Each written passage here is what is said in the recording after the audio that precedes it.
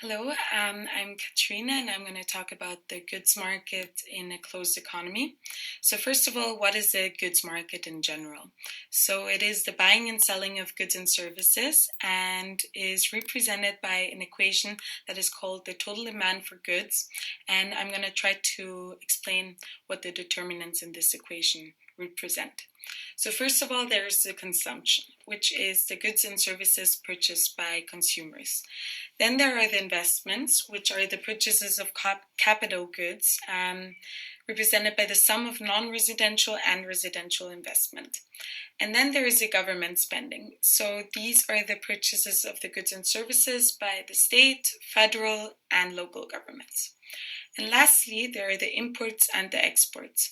So the imports represent the purchases of foreign goods and services by consumers, business firms, and government. And then the exports are the purchases of goods and services of a local economy by foreigners.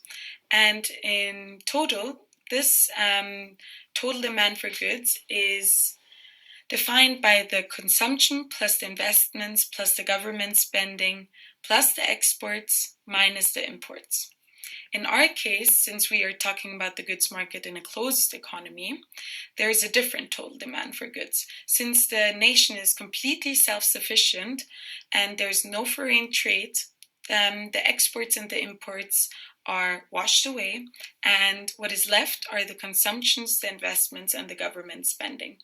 So, in reality, there is not really a nation that really follows a closed economy yet, since everyone has sort of become dependent upon other nations, but this would be the concept of a closed economy.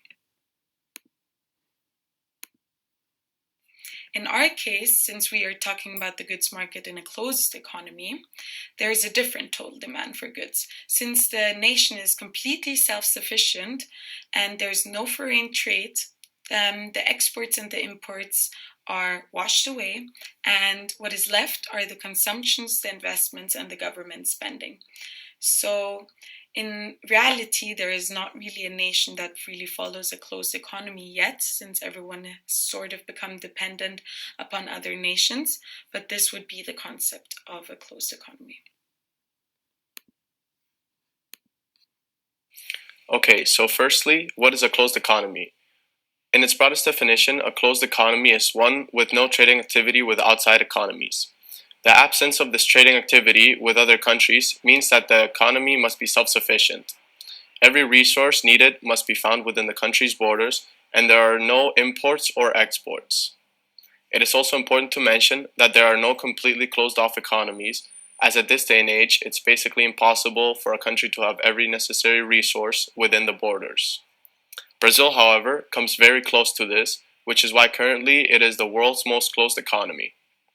As you can see in the chart, out of several selected large economies, Brazil is the country in which exports and imports account for the smallest portion of GDP. Brazil, being an almost entirely self-sustaining country, doesn't mean it doesn't face any additional challenges though. One of the biggest challenges that Brazil faces because of its closeness is the fact that very few companies get to export.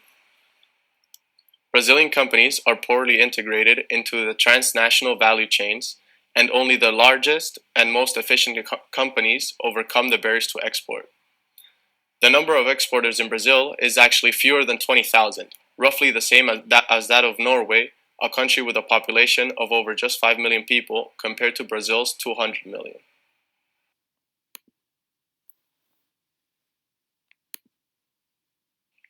Now, why have a closed-off economy in the first place? So, some of the advantages of having a closed-off economy include, firstly, self-reliance, meaning that the country doesn't have to worry about the global economy, as again, there are no imports or exports. This also means that there's no fear of price wars or coercion with other economies, and as there are no imports into the country doesn't have to regulate every item, but rather only the ones manufactured within it. And lastly, as an open economy, you run the risk of becoming overly dependent on imports. Whether these imports are for natural resources or tech-related imports, this factor is mitigated by closing off the economy. Some of the disadvantages, however, include Firstly, as mentioned before, the fact that it is almost impossible to maintain a 100% closed off economy these days. And a closed economy also obviously cuts itself off from potential profits through things such as exports. And lastly, that as there is no access to imported inputs, businesses are less competitive and therefore products tend to have higher prices, higher costs, and perhaps even lack in quality.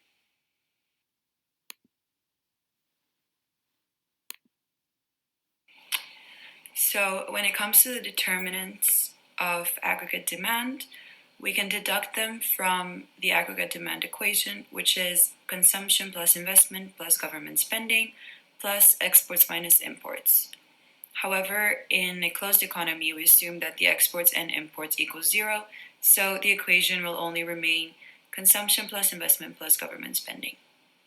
The first determinant, consumption, is defined as the use of goods and services by households, and it can change and fluctuate for a number of reasons, starting with movements in income. Now, this can affect consumption because when income goes up, people are able to consume more and to spend more. And when it goes down, people consume less. This is also heavily reliant on tax because, as mentioned in the presentation, income after tax equals income minus tax. So if tax is higher, then your income will ultimately be lower and you'll consume less. Moreover, wealth levels have a similar logic in how it works. In case your wealth level is up, you'll consume more because you have more availability for spending, and the opposite. Then, future expectations are also a big factor in the change of consumption, because since the future is always uncertain, people are constantly trying to write up their plan for a permanent income, which they revise period by period based on the new information that becomes available to them. And these expectations, if people feel like their permanent income is going to go down, they're going to start revising a new consumption plan and a new spending pattern, which will be helpful for them in the future.